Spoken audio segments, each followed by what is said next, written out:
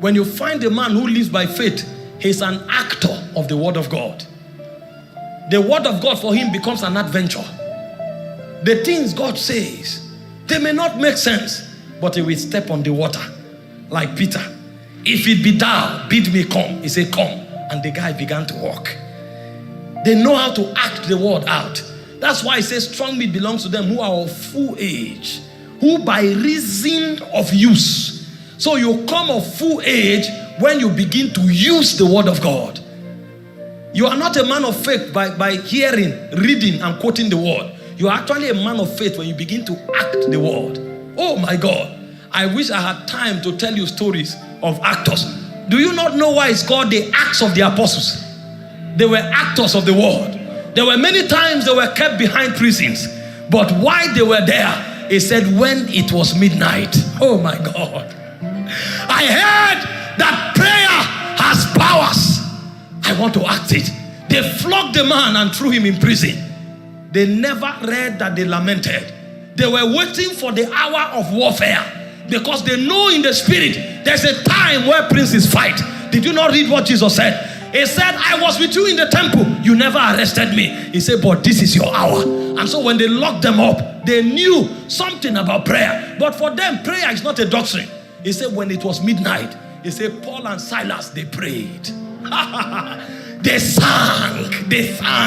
He said, the angel came down. When the angel stood in the prison, the first thing that shook was the foundation. That means when men begin to pray, they are not talking to lintels. They are going down to uproot the things that alter the paradigm.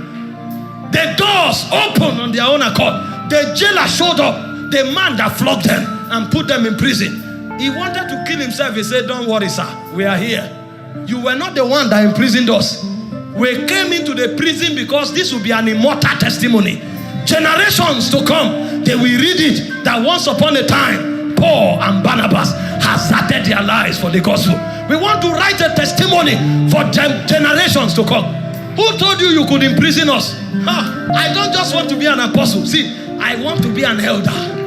Peter was writing, and he said concerning him, he said, me also, I'm an elder. That means I have handled the word of God.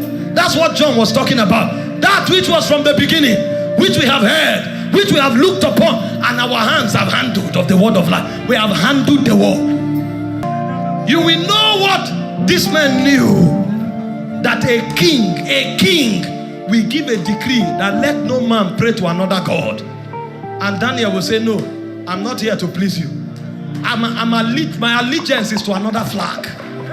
My allegiance is to another nation. My allegiance is to another king. And he didn't hide to pray. The Bible said he opened his window and he knelt down and prayed 3 times in a day. When they arrested him, there was no record that he begged. Because when you find men that walk by faith, everything becomes a platform for manifestation. When they cast him to the lion's den, he didn't say anything. He allowed them to come after the whole night. And the king showed up and said, oh, Daniel.